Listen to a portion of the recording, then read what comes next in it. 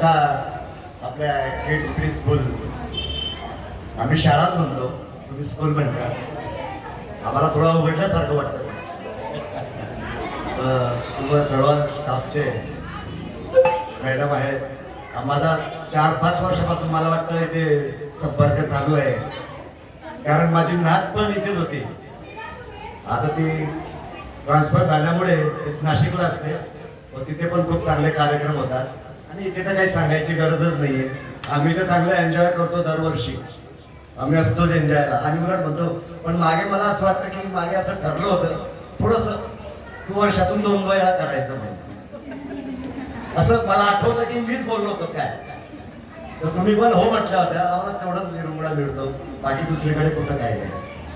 कारण काय असतं, नातोंमध्ये आम्ही खेळतो तो भाग वेगळा, पण सर्व समुदायाचे आजी आजोबा जे आहेत त्यांच्यासोबत खेळणं आणि एन्जॉय करणं तोही वेगळाच आनंद असतो. घरामध्ये आम्ही नातवांसोबत खेळतो, थोडंसं वाटतं मनाला आम्हाला की आपण एन्जॉय करावा कुठेतरी.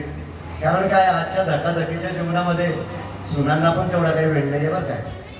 आपण म्हणतो की सुनेनं माझं करावं माझं करावं, मी थोडंसं बोलतो, तुम्हाला वाईट वाटेल काय की एवढा विरंगुळा आपण करायला पाहिजे, तसं आपण करायला पाहिजे ऐकलं की नाही. आपले कोणतरी आहे तर तिचं फार मोठं कौतुक नाही करायचं, आपण थोडंसं करायचं, जास्त नाही.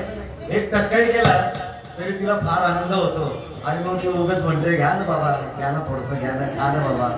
पण आपण जर समजा थोडंसं हे केलं म्हणजे थोडा कानाडोळा करावा, माझं असंच फक्त माझ्या समवयस्क लोकांना मी सांगू इच्छितो की आपणही थोडा काना एक तिरपा असं खाली वर, पण असा नाही करायचा. असं करायला की समोरची बरोबर कळतं तिला की काय त्यांचं.